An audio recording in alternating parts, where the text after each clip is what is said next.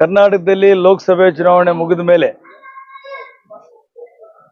ಮುಂದಿನ ಭಾಗವಾಗಿ ಕರ್ನಾಟಕ ವಿಧಾನ ಪರಿಷತ್ತಿನ 6 ಕ್ಷೇತ್ರಗಳಿಗೆ ಚುನಾವಣೆ ಘೋಷಣೆ ಆಗಿದೆ. ಜೂನ್ 3ರಂದು ಚುನಾವಣೆ ಇದೆ.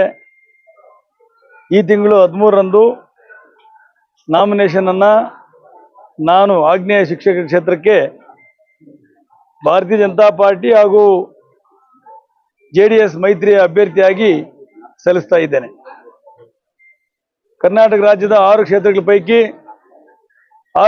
ಪೈಕಿ 5 ಕ್ಷೇತ್ರಗಳನ್ನು ಬಿಜೆಪಿ ತಗೊಂಡಿದೆ, 1 ಕ್ಷೇತ್ರವನ್ನು ಜೆಡಿಎಸ್ ತಗೊಂಡಿದೆ. ಈ 6 ಕ್ಷೇತ್ರ ಗೆಲ್ಲಬೇಕಾಗಿರೋದು ನಮ್ಮ ಜವಾಬ್ದಾರಿ ಇದೆ, ಕರ್ತವ್ಯ ಇದೆ, ನಮಗೆ ಅನಿವಾರ್ಯತೆ ಹೌದು. ವಿಧಾನ ಪರಿಷತ್ನಲ್ಲಿ ನಮ್ಮ ಸಂಖ್ಯೆ ಜಾಸ್ತಿ ಇದೆ, ಸರ್ಕಾರದ ಪರವಾದ ಕಾಂಗ್ರೆಸ್ ಸಂಖ್ಯೆ ಕಡಿಮೆ ಇದೆ. ಜನವಿರೋಧಿ ಕಾಯ್ದೆಗಳು ತಂದಾಗ, ಜನವಿರೋಧಿ ನಿಯಮಗಳು ತಂದಾಗ, ಜನಕ್ಕೆ ಮಾರಕವಾದಂಥ ಕಾನೂನು ತಂದಾಗ ವಿಧಾನ ಪರಿಷತ್ನಲ್ಲಿ ಆ ಕಾನೂನುಗಳನ್ನ ಒಡೆದಾಕಬೇಕಾದ್ರೆ ನಮ್ಮ ಮೆಜಾರಿಟಿ ಅತಿ ಅಗತ್ಯವಾದದ್ದು. ಹಾಗಾಗಿ ವಿಧಾನ ಪರಿಷತ್ ಚುನಾವಣೆಯಲ್ಲಿ ನಾವು ಈ ಸಲ ಗೆಲ್ಲಬೇಕಾದ ಅನಿವಾರ್ಯತೆ ಇದೆ, ಗೆಲ್ತೀವಿ. ಬಹಳ ಸಂತೋಷ ಏನು ಅಂದರೆ ಬಿಜೆಪಿ ಮತ್ತು ಜೆಡಿಎಸ್ ಮೈತ್ರಿ ನಮ್ಮ NDA ಭಾಗವಾಗಿ ಪಾರ್ಲಿಮೆಂಟ್ಗೂ ಇತ್ತು, ಅಸೆಂಬ್ಲಿ ಇವಾಗ ಕೌನ್ಸಿಲ್ಗೂ ಇದೆ. ಮುಂದಿನ ದಿನಮಾನಗಳಲ್ಲಿ ಎಲ್ಲ ಕಡೆ ಬಹುಶಃ ಈ ಮೈತ್ರಿ ಮುಂದುವರಿದಿದೆ. ಹಾಗಾಗಿ 6ಕ್ಕೂ ಗೆಲ್ತೀವಿ ಅನ್ನೋ ವಿಶ್ವಾಸ ನಮಗಿದೆ. ಇಡೀ 5 ಜಿಲ್ಲೆಗಳ 34 ತಾಲೂಕುಗಳ ಸುಮಾರು 24,000 ಮತದಾರ ಏನಿದ್ದಾರೆ ಅವರೆಲ್ಲರೂ ನಮ್ಮ ಪರ ಇದ್ದಾರೆ. ಒಂದು ಮೋದಿಯ ಪರ ಅಲೆ, ಎರಡನೇದು ನಾನು ಈ ಭಾಗದಲ್ಲಿ 18 ವರ್ಷಗಳಿಂದ 3 ಬಾರಿ MLC ಆಗಿ ಗೆದ್ದು ಕೆಲಸ ಮಾಡ್ಕೊಂಡು ಬರ್ತಾ ಇದ್ದೆ. ಈ ಕ್ಷೇತ್ರದಲ್ಲಿ ಯಾವುದೇ ಜಾತಿ ಮತ ಎಣಿಸದೆ, ಯಾವುದೇ ಭೇದ ಭಾವ ಮಾಡದೆ, ಭ್ರಷ್ಟಾಚಾರ ಮಾಡದೆ, ಯಾರಿಗೂ ತೊಂದರೆ ಮಾಡದೆ ಶಿಕ್ಷಣ ಕ್ಷೇತ್ರದಲ್ಲಿ ಪ್ರಾಮಾಣಿಕವಾಗಿ ಕೆಲಸ ಮಾಡ್ಕೊಂಡು ಬಂದಿದ್ದೇನೆ. ಶಿಕ್ಷಕರ ಸಮಸ್ಯೆಗಳು, ಶಿಕ್ಷಣದ ಸಮಸ್ಯೆಗಳು, ವಿದ್ಯಾರ್ಥಿಗಳ ಸಮಸ್ಯೆಗಳು, ಶಿಕ್ಷಣ ಸಂಸ್ಥೆಗಳ ಮೂಲಭೂತ ಸೌಕರ್ಯಗಳು ಇವೆಲ್ಲವನ್ನು ಗಮನದಲ್ಲಿಟ್ಕೊಂಡು ಕೆಲಸ ಮಾಡ್ಕೊಂಡು ಬಂದಿದ್ದೇನೆ.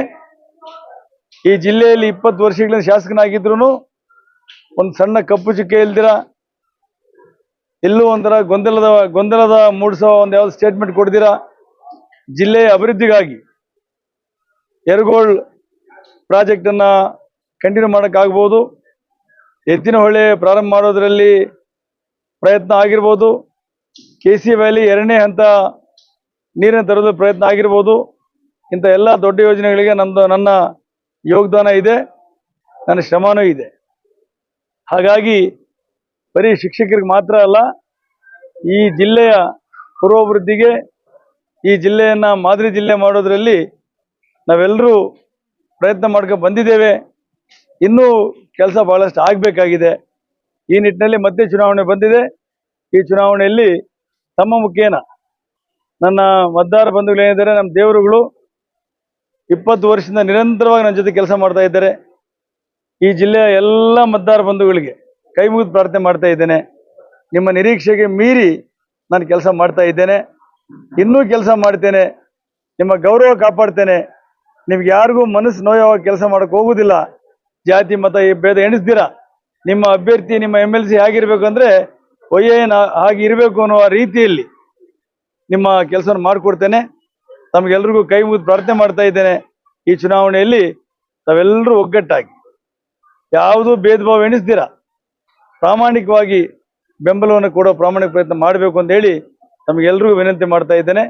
ಈ ಒಂದು ಪ್ರಯಾಣದಲ್ಲಿ ಭಾರತೀಯ ಜನತಾ ಪಾರ್ಟಿಯ ನಮ್ಮೆಲ್ಲ ನಾಯಕರು, MLAಗಳು, ಮಾಜಿ MLAಗಳು, ಸಂಘಟನೆಗಳೆಲ್ಲ ಪದಾಧಿಕಾರಿಗಳು, ಮಂಡಲಾಧ್ಯಕ್ಷಗಳಿಂದ ಹಿಡಿದು ಜಿಲ್ಲಾ ಅಧ್ಯಕ್ಷ ತನಕ ಎಲ್ಲ ಪದಾಧಿಕಾರಿಗಳಿಗೂ ಕೈ ಮುಗಿದು ಪ್ರಾರ್ಥನೆ ಮಾಡ್ತಾ ಇದ್ದೇನೆ. JDSನ ಎಲ್ಲ ನಾಯಕರಿಗೂ ಕೈ ಮುಗಿದು ಪ್ರಾರ್ಥನೆ ಮಾಡ್ತಾ ಇದ್ದೇನೆ.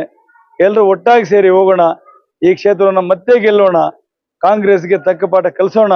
ತಾವೆಲ್ಲರೂ ಈ ಒಂದು ಚುನಾವಣೆಯಲ್ಲಿ ಕೈ ಜೋಡಿಸಿ ಕೆಲಸ ಮಾಡಬೇಕು ಅಂತ ಅವ್ರಿಗೂ ಮನವಿ ಮಾಡ್ತಾ ಇದ್ದೇನೆ, ಶಿಕ್ಷಕರಿಗೂ ಮನವಿ ಮಾಡ್ತಾ ಇದ್ದೇನೆ. ಎಲ್ರಿಗೂ ನಮಸ್ಕಾರ.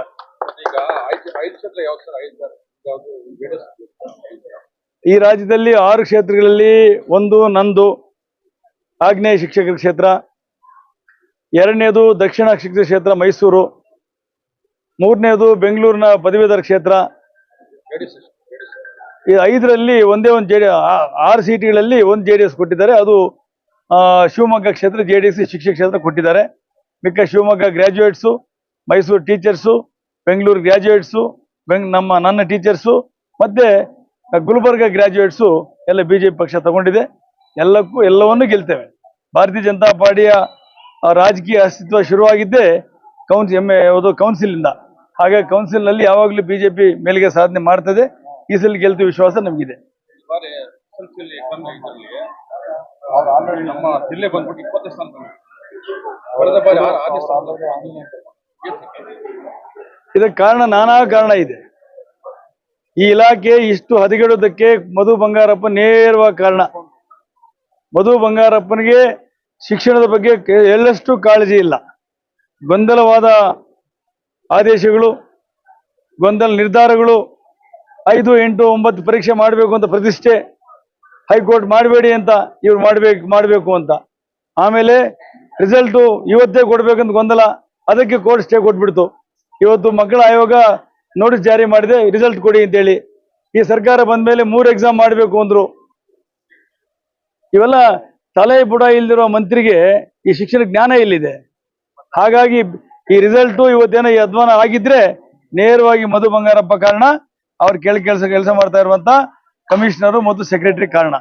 ಈ ಶಿಕ್ಷಕರನ್ನ ಈ ಸರ್ಕಾರ ಕಾರ್ಮಿಕರಿಗಿಂತ ಕಡೆಗೆ ನಡ್ಕೊಳ್ತಾ ಇದೆ. ಅವ್ರ ಯೋಗ್ಯತೆಗಿನ್ನ 2 ತಿಂಗಳು ಸಂಬಳ ಆಗಿಲ್ಲ ಐಡೆಡ್ ಸ್ಕೂಲ್ಗಳಲ್ಲಿ ಈ ರಾಜ್ಯದಲ್ಲಿ. ಒಬ್ಬ ಮಂತ್ರಿಗೆ ಸಾಮಾನ್ಯ ಒಂದು ಪತ್ರ ಓದಕ್ ಬರ್ಲಿಲ್ಲ ಶಿಕ್ಷಣ ಮಂತ್ರಿಗೆ. ವಿಧಾನಸೌಧದಲ್ಲಿ ಪ್ರಶ್ನೆಗೆ ಉತ್ತರ ಓದಕ್ ಆಗ್ಲಿಲ್ಲ ಮಂತ್ರಿ ಕೈಯಲ್ಲಿ. ಈ ಕನ್ನಡದಲ್ಲಿ, ಇಂಗ್ಲಿಷ್ ಎಲ್ಲ ಬೇರೆ ಲ್ಯಾಂಗ್ವೇಜ್ ಅಲ್ಲ. ಆದ್ರೆ ಇಂಥ ಮಂತ್ರಿಯಿಂದ ಶಿಕ್ಷಣ ಇಲಾಖೆ ಉದ್ಧಾರ ಆಗ ಸಾಧ್ಯನಾ? ಹಾಗಾಗಿ ರಿಸಲ್ಟ್ ಒಂದೇ ಮಾನದಂಡ ಅಲ್ಲ. ಆ ರಿಸಲ್ಟ್ ಕೊಡೋ ಮೇಸ್ಟ್ರಿಗಳ ಮೈಂಡ್ ಸೆಟ್ ಅರ್ಥ ಮಾಡ್ಕೋಬೇಕಲ್ಲ. ಮಾನಸಿಕ ಸ್ಥಿತಿ ಏನಿದೆ? ಅವ್ರು ಒಳ್ಳೆ ವಾತಾವರಣ ನಿರ್ಮಾಣ ಮಾಡಿ ಅಂದ್ರೆ ಈ ಕಡೆ ಎಲೆಕ್ಷನ್ಗೆ ಹಾಕ್ತೀರಿ, ಜನಗಣತಿಗೆ ಹಾಕ್ತೀರಿ, ಜಾತಿ ಗಣತಿಗೆ ಹಾಕ್ತೀರಿ, ಕುರಿ ಗಣತಿಗೆ ಹಾಕ್ತೀರಿ, 3 ಎಕ್ಸಾಮ್ ಮಾಡ್ತೀರಿ. ಆದ್ರಿಂದ ಇವೆಲ್ಲ ನಿರ್ಧಾರಗಳು ಒಬ್ಬ ಯೋಗ್ಯವಲ್ಲದ ಶಿಕ್ಷಣ ಮಂತ್ರಿ ಇರುವುದರಿಂದ ಈ ಇಲಾಖೆ ಹಾಳಾಗೋಗಿದೆ. ಕೋರ್ಟ್ ಆದೇಶ ಲೆಕ್ಕ ಇಲ್ಲ ಇವರಿಗೆ. ಖಾಸಗಿ ಶಾಲೆಗಳಿಗೆ ಮಾನ್ಯತೆ ನವೀಕರಣ ಮಾಡಿ ಅಂದ್ರೆ ಕೋರ್ಟ್ ಆದೇಶ ಕೊಟ್ಟರೆ ಮಾಡಲ್ಲ ಇವರು. 5 ವರ್ಷಕ್ಕೊಂದ್ಸಲ ಮಾಡಿ ಅಂದ್ರೆ 1 ವರ್ಷಕ್ಕೆ ಮಾಡ್ತೀವಿ ಅಂತಾರೆ. ಅಲ್ಲಿ ಲಂಚಾವತಾರ. ಹಾಗಾಗಿ ಶಿಕ್ಷಣ ಇಲಾಖೆಯ ಗ್ರಾಹಕತೆ ಸರಿ ಇಲ್ಲ. ಮಧು ಬಂಗಾರಪ್ಪನ ಅಧ್ಯಕ್ಷತೆ ಶಿಕ್ಷಣ ಇಲಾಖೆ ಹಾಳಾಗೋಗಿದೆ, ಇನ್ನೂ ಹಾಳಾಗುತ್ತೆ. 28ಕ್ಕೆ 28 ಗೆಲ್ತೀವಿ. ಯಾಕೆಂದು ಹೇಳ್ತೀನಿ. ಮೋದಿಯವರು ಈ ದೇಶಕ್ಕೆ ಅನಿವಾರ್ಯ, ಅವಶ್ಯಕತೆ ಮತ್ತು ಬೇಕು ಅಂತೇಳಿ ಇಡೀ ಪ್ರಪಂಚ ಕೇಳ್ತಾ ಇದೆ. ಬರೀ ಕೋಲಾರ ಜಿಲ್ಲೆ ಜನ ಕೇಳ್ತಾ ಇಲ್ಲ, ಪ್ರಪಂಚ ಕೇಳ್ತಾ ಇದೆ.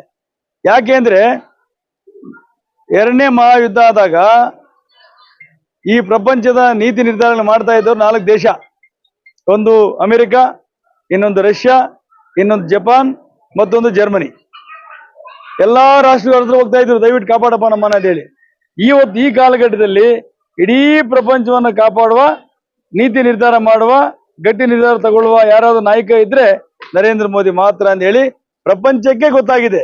ಹಾಗಾಗಿ ಪ್ರಪಂಚದ ಎಲ್ಲರೂ ಕೇಳ್ತಾ ಇದ್ದಾರೆ ಮೋದಿ ಗೆಲ್ಲಬೇಕು. ಹಾಗಾಗಿ ಮೋದಿಯನ್ನ ಗೆಲ್ಸಕ್ಕೆ ಭಾರತ ದೇಶ ನಿಂತು ಬಿಟ್ಟಿದೆ. ಸೊ ಭಾರತ ಗೆಲ್ಲುತ್ತೆ. ಮೋದಿ 400 ಸೀಟ್ ಮೇಲೆ ಜಾಸ್ತಿ ಗೆಲ್ತಾರೆ. ಕರ್ನಾಟಕದಲ್ಲಿ 28ಕ್ಕೆ 28 ಗೆಲ್ತಾರೆ. ಈ ಬೊಗಳೆ, ಈ ಗ್ಯಾರಂಟಿಗಳು, ಈ ಟೋಪಿ ಗ್ಯಾರಂಟಿಗಳು, ಈ ಮೋಸದ ಆಟಗಳು, ಇವ್ಯಾವುದು ಏನು ಕೆಲಸ ಮಾಡಕ್ ಹೋಗಲ್ಲ.